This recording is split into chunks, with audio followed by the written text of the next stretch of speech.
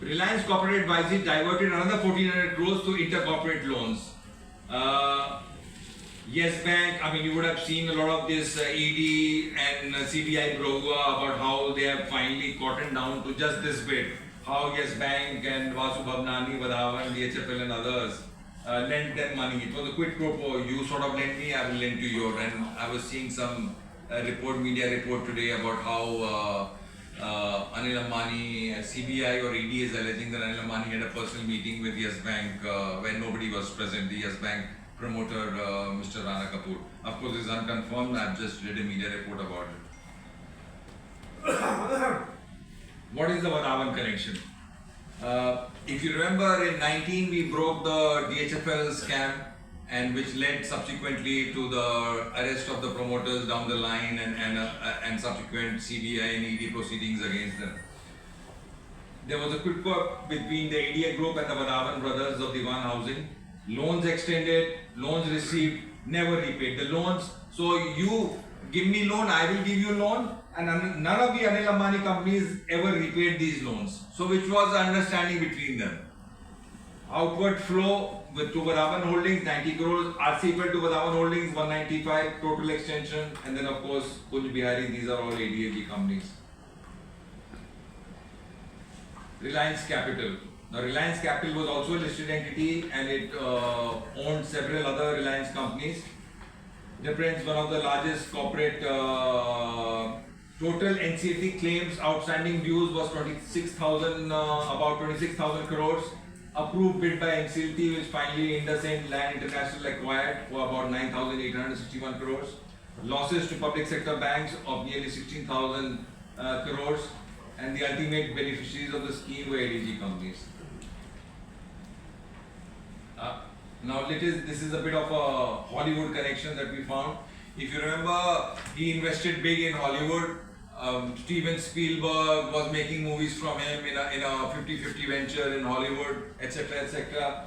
Now remember that the funds, the holding company of ADG Group is Reliance InnoVentures. We will come to that. So Reliance InnoVentures was where ultimately a lot of the siphoned funds went. And the initial tranche of the money that Steven Spielberg received was from these siphoned off diverted funds, illicit funds. So basically, scam fraud money was used to fund their Hollywood ambitions. Indian taxpayer money was used to fund the films of Spielberg. I mean, we have tracked some of the funds, we are on to see where the bulk of the funds came from. So this is the whole money trail, which is there on our cover story. So all of this in a very detailed manner is there in our 50-page cover story. So I'm just giving you brief glimpses of it. So don't worry, it's there on our website. You'll all get a press release, so you can all have a look at it. So this is the entire sort of graph about how the money moved from different companies, and finally it went to from Reliance InnoVenture. It went to a corporate structure, and then the funding route and how Spielberg and other movie companies were funded by the ADAG group. Partnership structure, we have explained how Reliance Big Entertainment US were constituted, who owned Reliance Entertainment in US, was 50% owned by Reliance Interactive Advisors, RBP Entertainment. Let me tell you, it was a constant headache to us to follow all these companies. I mean, which sane group creates these multiple entities, changes their names, merges them with others? There's no logical reason to be doing this. There's no logical business reason, no logical financial reason, except if you want to divert and siphon off public money. I mean, that is the only reason that we could come out. That is what's been happening. Following the money, these are the interactive advisors. So basically 1630 crores lands up in Reliance Big Entertainment US, drawing from his chest of, so ultimately 3700 crores went to the US subsidiaries, and this is the total amount of what happened.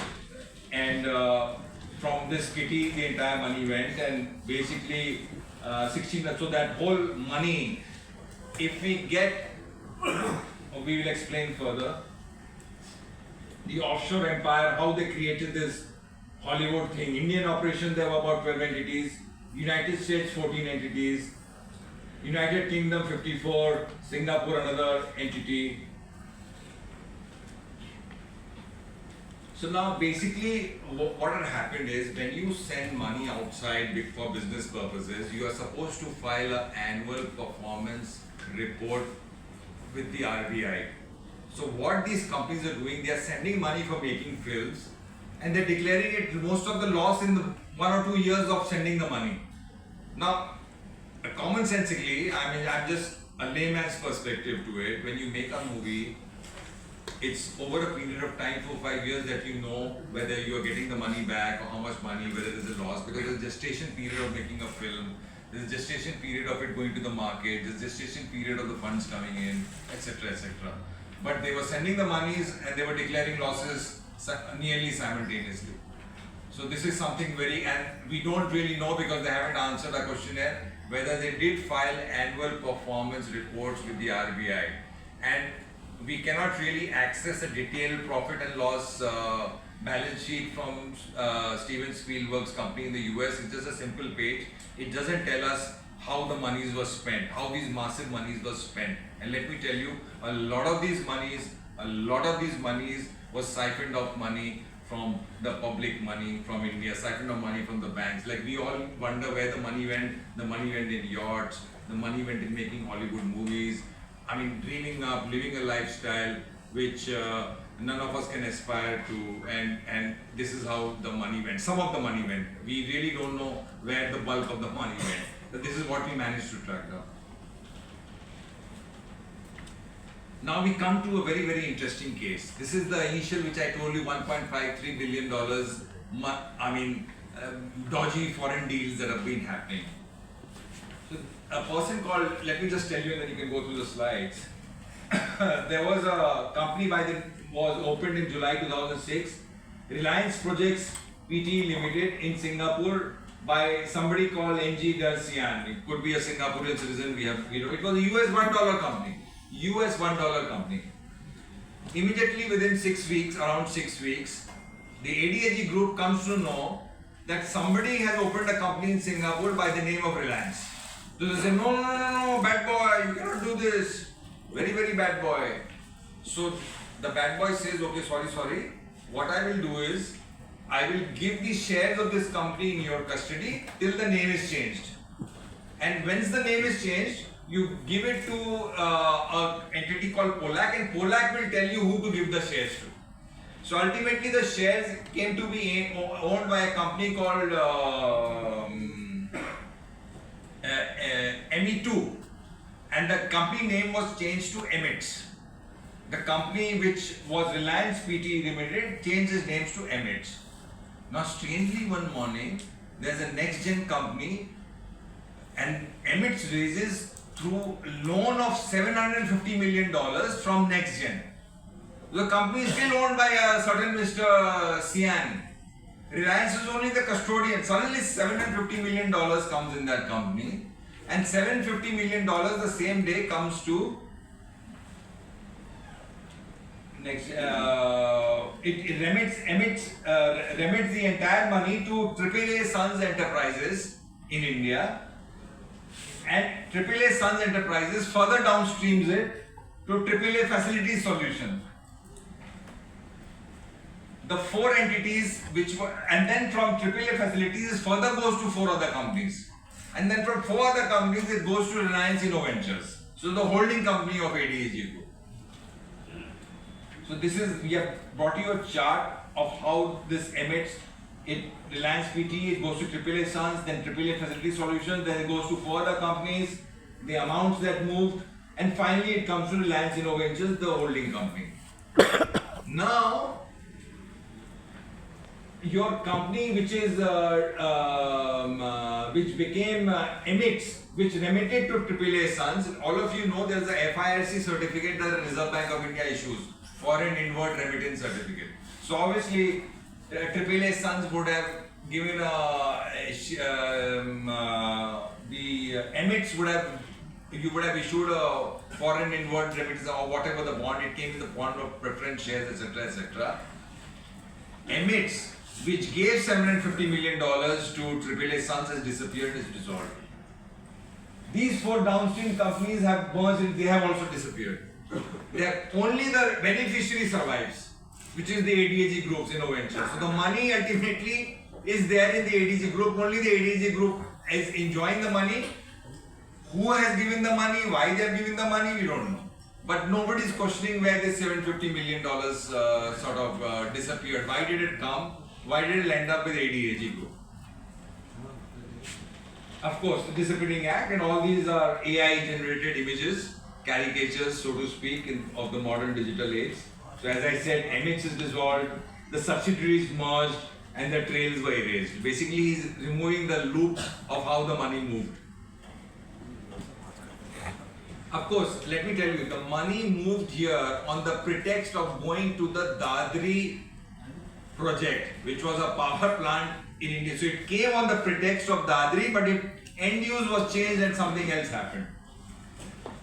Now this is again a Dadri project, money which came in, $300 million, gas fired, unfulfilled promise. Then again this money, $275 million, was remitted back to Singapore. So a company is taking the money, which is for the Dadri, ostensibly for the Dadri UP vital gas.